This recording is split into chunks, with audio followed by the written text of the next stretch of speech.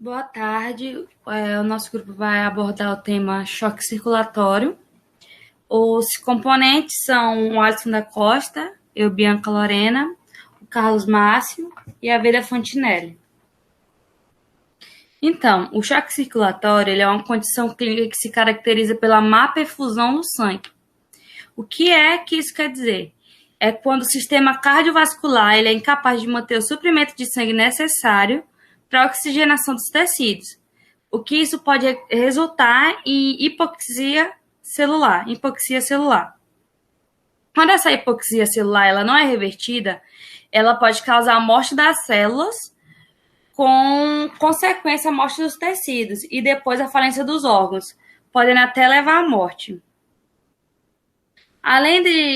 Da hipotensão, né, uma curiosidade é que o animal com choque circulatório ele apresenta uma pouca produção de urina, fraqueza, diminuição do nível de consciência, mudança no padrão respiratório e temperatura corporal baixa. O choque circulatório ele pode ser classificado em 4 tipos, né? O choque hipovolêmico, o choque cardiogênico, o choque obstrutivo e o choque distributivo. O choque hipovolêmico ele ocorre quando há diminuição do volume sanguíneo por perda extravascular, quando há redução no volume de sangue no organismo, quando reduz, né? Quando há redução.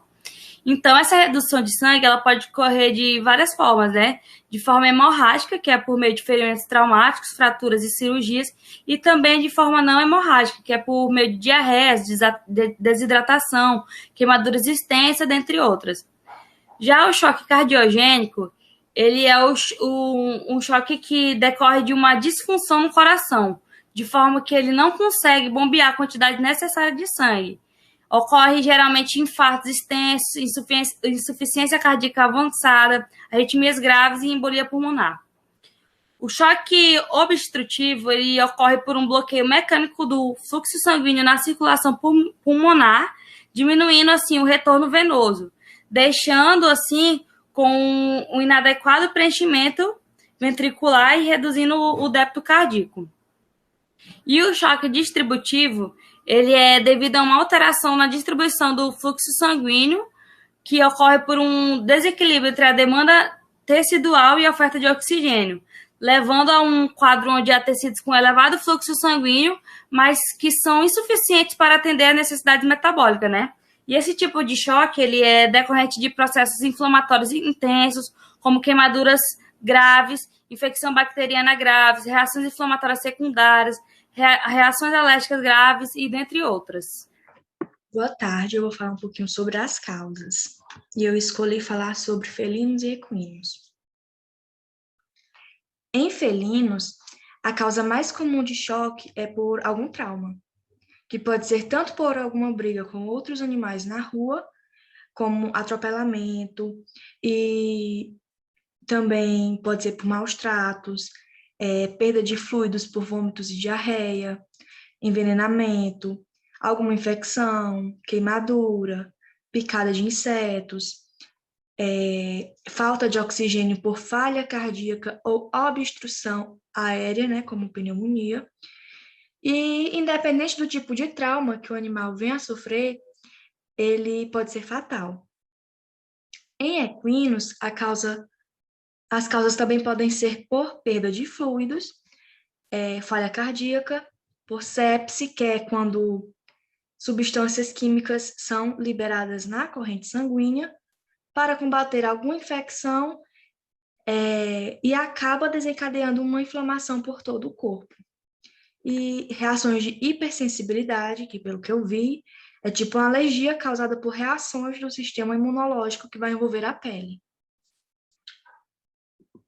O diagnóstico, ele tem como base os sinais clínicos, bioquímicos e hemodinâmicos, e eles podem ser resumidos em hipoperfusão tissular, que essa hipoperfusão é tipo uma baixa irrigação sanguínea em alguma região do corpo, e a tissular é a união da pele, né? A pele está unida totalmente.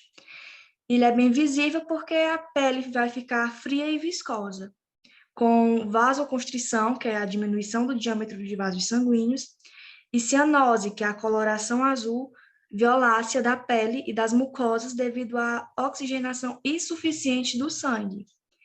E é notado no sistema renal e neurológico. No neurológico, vai causar uma alteração no estado mental, né, do animal, como desorientação, atordoamento e confusão. Também tem a hipertensão arterial sistêmica, a temperatura também vai mudar, também pode ter identificado depressão, palidez de mucosas, taquicardia, que é o aumento da frequência cardíaca, taquipneia, que é a aceleração do ritmo respiratório, o pulso periférico fica fraco e as extremidades frias. E esses sintomas no diagnóstico é para ambos os animais. Há alguns testes para o diagnóstico que devem ser feitos nos pacientes que chegam em clínicas com sinais de choque, que era para saber a extensão das lesões causadas nos órgãos e também para identificar a possível causa que levou o animal a ter esse choque. São eles os parâmetros clínicos, que vai ser a verificação do estado clínico do paciente, lactetemia, que é para saber se houve alguma alteração no lactato,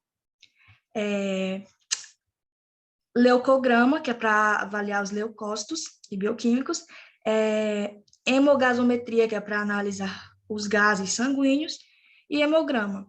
E quando o animal já estiver estabilizado, pode ser indicado que façam ultrassonografia abdominal, ecografia e radiografia abdominal e torácica.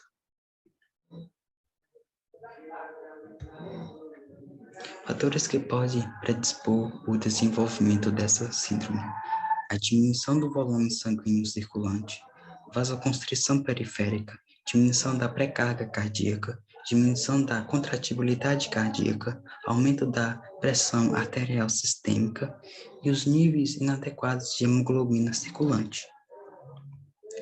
Sobre os tipos de choque circulatório, aprofundando sobre esses tipos de choque hipovolêmico, obstrutivo, cardiogênico e distributivo, falando um pouco sobre o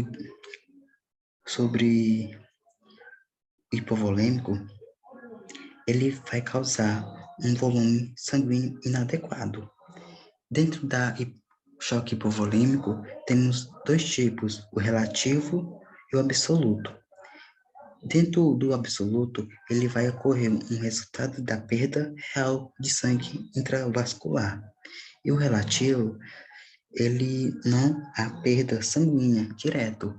Um exemplo é a hemorragia do espaço intravascular. E o choque obstrutivo, ele vai ter uma associação entre qualquer processo extracardíaco que vai impedir o fluxo circulatório do sangue. E também temos o cardiogênico. O tipo de choque cardiogênico, ele tem sido estudado associado com infarto agudo do miocárdio e a uma falência da bomba cardíaca. E também tem uma associação pela necrose da parede ventricular produzida pelo infarto. E o choque distributivo, ele vai ter uma forma hemodinâmica, que ele associa o estado hiperdinâmico com alto débito cardíaco e a baixa resistência vascular sistemática. Bom, meu nome é Carlos, né? Fiquei para falar um pouco sobre os tratamentos. Vale salientar, né, que a própria definição do choque circulatório, né, como uma redução crítica na perfusão tecidual, né, por anormalidade do sistema circulatório, já se transforma em um instrumento operacional, né, para a elaboração do seu tratamento. Não existe, sim, um agente isolado capaz de revertê-lo, né. Os passos iniciais, né, são a correção, né, da causa inicial e auxílio de mecanismos compensatórios naturais, que ajudam, né, a manter o débito cardíaco, a oxigenação tecidual e também a perfusão periférica, né? Dependendo do tipo de choque, né, outras medidas terapêuticas podem ser adotadas, como, por exemplo, após a terapia inicial, como, por exemplo, a antibioticoterapia. Bom, a fluidoterapia, né, é outro tratamento, né, juntamente com a reposição eletrolítica, drogas inotrópicas e vasopressoras, fenilefrina e também a oxigenação e o uso de corticosteroides. Bom, a fluidoterapia, né, ou reposição da volemia, ela é independente da etiologia do choque circulatório, né, a manutenção das pressões do enchimento ventricular e em níveis adequados para as pressões para produzir um débito cardíaco efetivo é o seu principal objetivo, né, fundamental.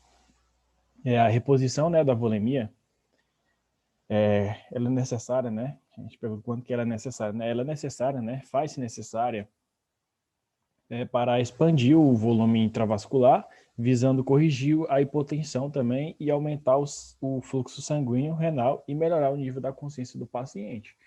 Em relação ao tipo de líquido utilizado, né? O tipo de líquido utilizado ele vai depender, né, da natureza da perda e da intensidade da mesma, né?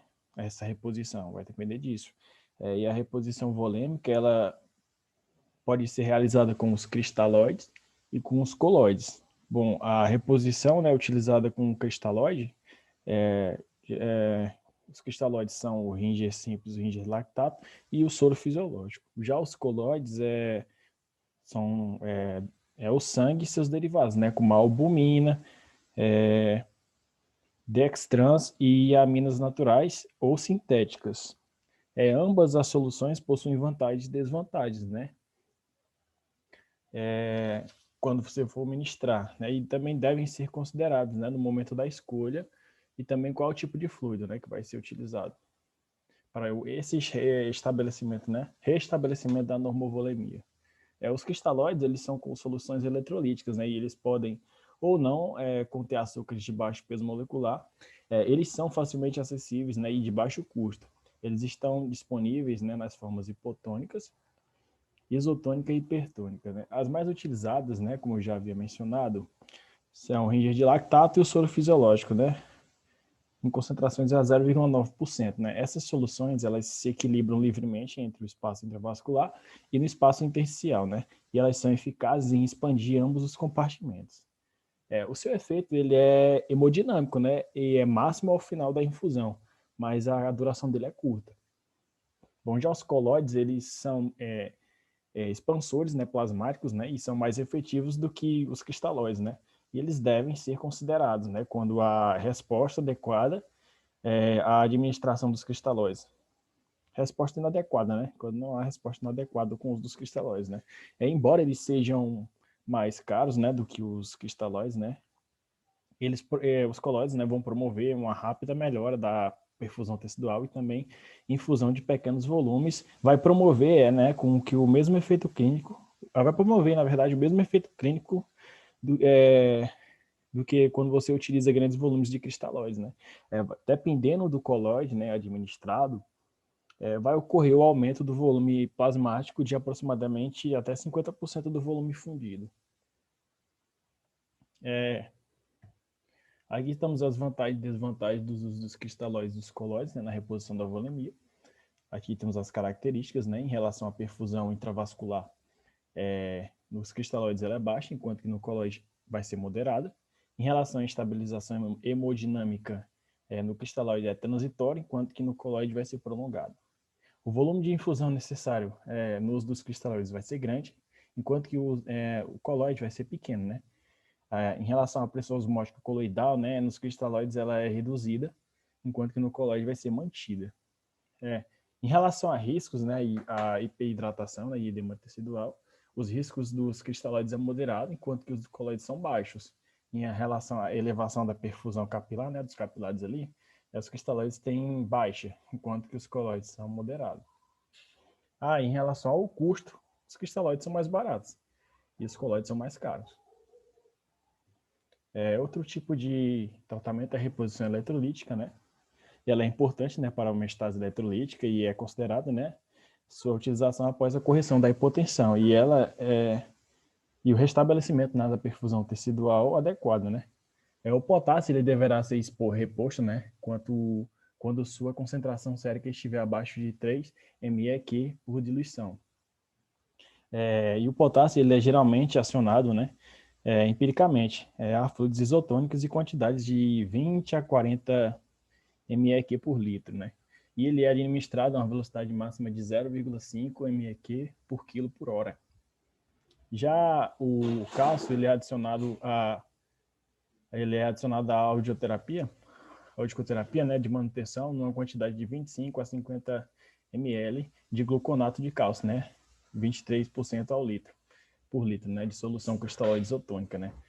A administração do cálcio, né, pode ser intravenosa, né, e isso vai exacerbar o quadro de choque séptico, pode exacerbar o quadro de choque séptico, e ele deve ser administrado somente quando a concentração de cálcio ionizado estiver abaixo de 0,9 mol por litro, né, que corresponde a 3,6 miligramas por diluição. Em relação aos equinos, né, que esse artigo que eu peguei foi um trabalho sobre equinos, né, o uso, né, nos equinos, ou quando o equino, né, estiver apresentando sinais clínicos atribuídos à hipocalcemia, pode ser utilizado o cálcio. Em relação ao magnésio, ele é um suplemento, ele é suplementado pela adição de 1 grama de sulfato de magnésio por litro, né, de solução isotônica. O magnésio ele é importante cofator, né, em muitas funções biológicas, né, incluindo a produção e o uso de ATP, coenzimas das bombas de sódio e potássio também causam ATPase. E regulação também do equilíbrio intracelular do potássio. Drogas inotrópicas e vasopressoras. Bom, as drogas inotrópicas, vasopressoras, né, elas são utilizadas, né, geralmente quando a fluidoterapia falha, né, em restaurar a pressão arterial e a perfusão tecidual, né. Essa terapia, né, no uso, né, ele é um recurso terapêutico, né, e pode se fazer necessário temporariamente ali para manter a perfusão tecidual, né, frente a uma hipotensão grávida. Grávida não, perdão, grave. Drogas inotrópicas, elas são drogas que aumentam, né, o débito cardíaco, né, principalmente por aumentar, né, o volume da força, incluindo drogas, como dopamina, como dobutamina, dopamina e epinefrina. Em relação às fenilefrinas, né, elas são um alfa-agonista, né, com um ou nenhum agonismo, né, nos receptores beta-adrenérgicos e dopaminérgicos. A sua curta meia-vida, né, ela implica como as outras catecolaminas, né, ela necessita de uma administração, né, e uma velocidade de infusão constante, né, e se o clínico optar por utilizá-la, né, como droga vasopressora, ele vai ter que utilizar ela em conjunto com a beta-agonista, né, a exemplo, né, da dobutamina. A oxigenação. Bom, a oxigenação, né, a administração de oxigênio, né, é indicada nos pacientes hipoxêmicos, né? E embora, né, essa oxigenioterapia, né, que é o nome desse tratamento, seja recomendado e utilizado em pacientes hipoxêmicos, não existe assim uma correlação linear entre hipoxemia e hipoxemia tecidual, né? Em equinos, né, com hipovolemia, né, o tipo de choque, e hipoxemia, né, eles devem ser tratados com fluidoterapia intravenosa antes ou durante a administração do oxigênio. Embora o paciente em choque séptico ele esteja geralmente hiperventilando, né, a administração da perfusão periférica e, consequentemente, a liberação inadequada de oxigênio aos tecidos, né, durante as várias formas do choque, pode indicar, né, a necessidade do fornecimento de oxigênio. Em relação aos corticosteroides, né, o seu uso, né, em relação a efeitos benéficos, né, a sua eficácia ela já foi demonstrada em várias espécies, né? Esses efeitos benéficos podem ser a manutenção do metabolismo celular e a gliconeogênese, também uma diminuição endógena de inflamatórios e também melhoria na microcirculação e diminuição de disfunção endotelial, né? E da ativação da degranulação de leucócitos. Vale salientar que todos esses tratamentos têm vantagens e desvantagens quanto ao uso. Aqui estão nossas referências. Muito obrigado pela atenção.